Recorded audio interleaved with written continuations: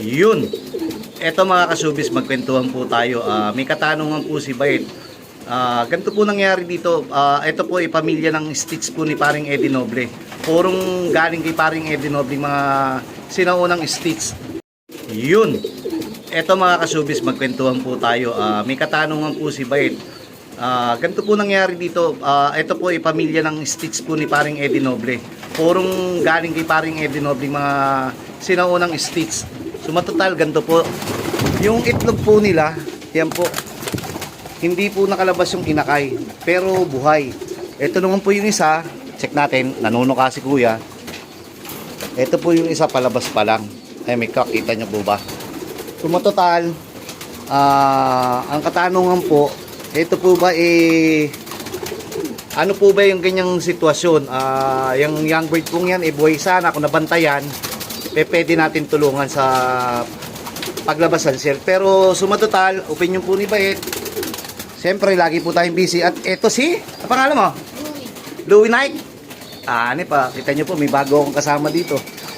Sumatotal, yung inakay pong yan, ibig sabihin, mahina po. Kaya hindi po siya nakalabas sa cell. Okay naman po yung mga kondisyon yung magulang. Talagang may ganun po talagang pagkakataon na hindi nakakalabas. Pero ipagpapasalamat na natin kasi nga, kung lumabas bang po siya,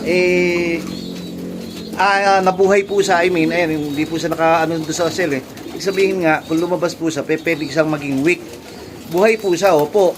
Kaso kung dito po sa larangan kasi ng pag-iibon natin, pag panlaban po natin, kung bata pa lang o inakay pa lang, medyo mahina na, lalo na ngayon pa lang, lumalabas pa lang sa kanyang cell, nahirapan na siya, mas gugustuhin na rin nating wala siya. Pasensya po mas gugustuhin po natin na wala siya kahit na kasi nawala siya kasi weak. Paano po tayo ilalaban niya kung bata pa lang siya mahina na? Pero kung doon sa side ng buhay, sayang po yung buhay niya. Kung kabilang side naman po yung titignan po natin kung mahina po yung ibon, baka masayang po yung pagkakataon lang ng sitwasyon ng singsing o nung panahon niyo ng pag-aalaga sa kanya. Tapos kasi nga po may potensyal o mataas ang potensyal na mawala po siya. Gawa nga po ng young bird pa lang po nahihirapan na siyang lumabas sa kanyang cell. Mamaya tuloy po natin, may iba tayong tatakal pa po. Sige po.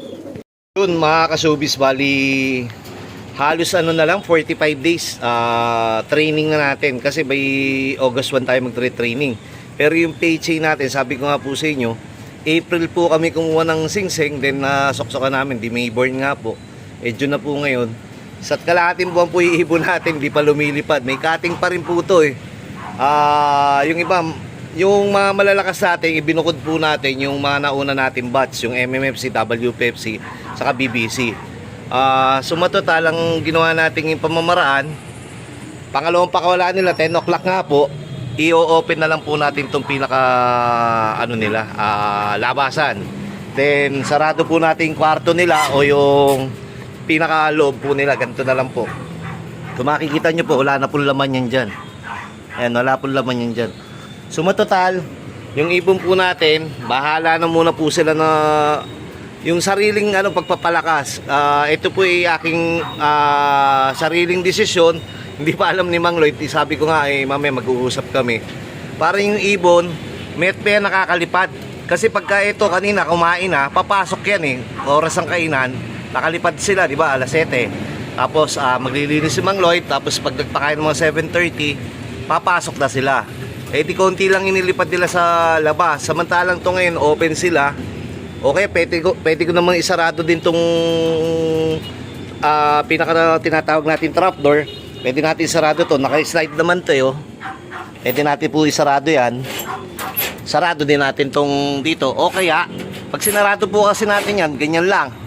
Kasi po, pwede naman sila dito magpahinga, dito sa loob. Basta ang importante, pag oras ng gusto nila lumabas, makakalabas po kagad sila. Ibig sabihin, tuturuan natin silang tumambay sa labas. Bakit kamo? Kasi mas malaki ang tsansa po nilang magulat. Pag nagulat po sila, lilipad. Paano ba magugulat? Halimbawa, meron pong dumaan na emergency po diyang ambulansya, magliliparan yan. Wag naman sana. Yung halimbawa, merong bumberong dadaan o may pumutok na gulong, o may lumipad na lobo, yung simple na lang, o may nagpalipad ng saranggola ng ganitong katanghalian o pahapon, sila po maobligan lumipad.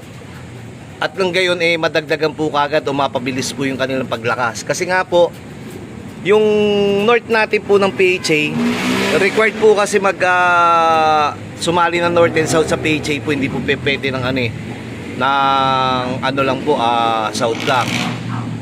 Sumatotal, para mapasali po tayo ngayong taon na to, ginawa po natin ng paraan kahit na alam natin na alanganin na.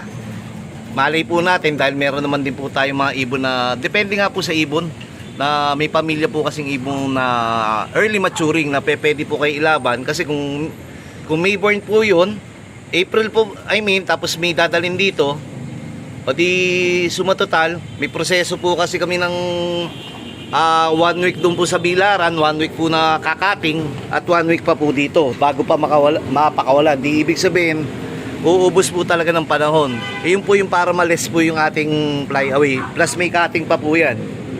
Ayan, kita nyo po, babata na ating eto mga pahabol na yung iba nating MMFC dyan. Pero halo na po yan. Ito siguro mga MMFC nasa 4 months na to. Unlike dito mga isa't kalahating buwan, isang buwan lang po. Ayan, sumatotal pag sinama natin sa training do, alas 3 months lang mahigit. O 3 months pa lang. Yun po, kung pwede naman tayo magpalit ng training, pero sa ibang club po naniniwala naman po ako na tawag dito na yung iba po nagtre-training na kasi gusto po nila kagad mapalakas yung ibon nila. Pero kami po kasi kino-compute ko po ang October pa po ang derby, ano pa lang po ngayon. Kung nag-start na ng training, ito po opinion ni Beta, ginagalang ko po yung ginagalang ko po yung diskarte nyo o yung kanyang pamamaraan.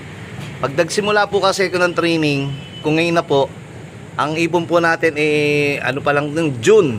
O palagay nyo, July ako mag-training. July, August, September, October. October po ang derby.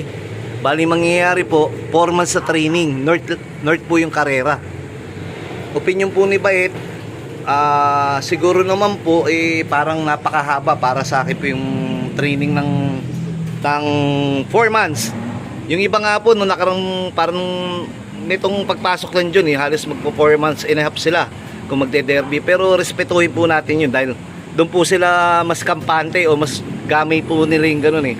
Ang akin naman po, katulad nito, mahabol po ako.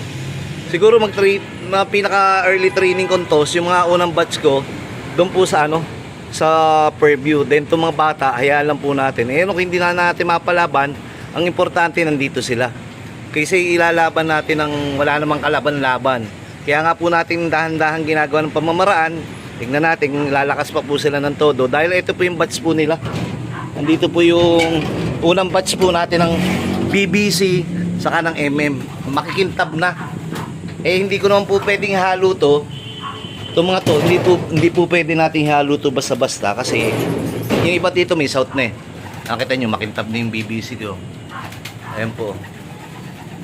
Yung mga BBC. Ito PHA makarton natin. Tingnan nyo po, halos breeder din iba. Ayun, makikintab na po. Ayan, BBC.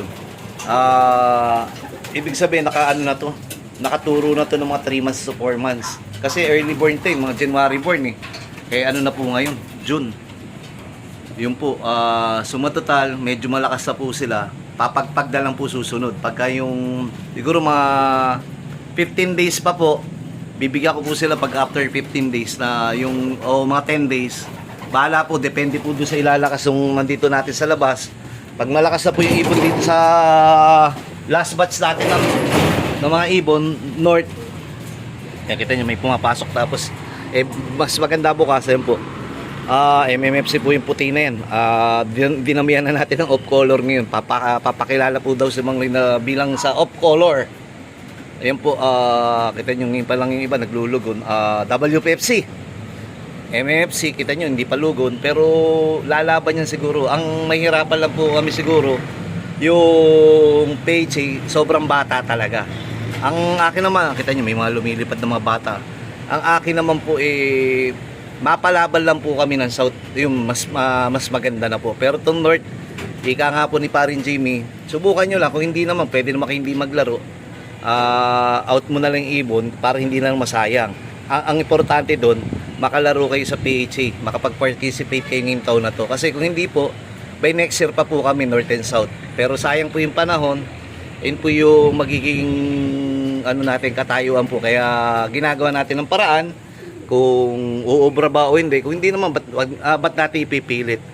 Wag nating sayangin na ang tawag doon, mapahamak yung mga ibon natin. Kasi para mga anak po natin ito mga ito. At kung meron naman lalabas po talaga sa kanila na past maturing, early maturing, bakit hindi po natin bigyan ng pagkakataon? Kahit ilang piraso. Kung ano po yan parang 30 po yan Kung may lumusot na mas malakas dyan na young bird na pwedeng pumasa sa kalidad o sa pagtingin po natin na uubra sila, bakit hindi natin bigyan ng pagkakataon? Pero kung hindi po talaga, wag po natin pilitin. Sa ngayon, enjoy lang po natin, pag-aralan po muna natin kung paano, kung mapapalakas po natin sila ng gantong edad na, gantong panahon na. Meron na lang tayong 1.5 buwan. Ayun po. Then, bahala na si Batman. Ang importante, meron tayong mga panlaro pa naman ng MMFC, BBC, WPFC. Good luck po sa lahat ng ang tawag po. Congrats muna po. Kahapon nagpahirapan. Sabi ko nga, apariyata parang 10% lang yata ang pauwi nila. Congrats. Sabi ko nga po, ito nga po, ang pag-iibon, walang magaling. Pagka minsan biniro ka ng tadhana, kahit marami kang entry, tawag dito, minsan masisiro ka pa. Samantalang iba, konti lang ang entry, o kaya isa lang entry. Live pa, kaya ang huhusay nila. Tapat-tapat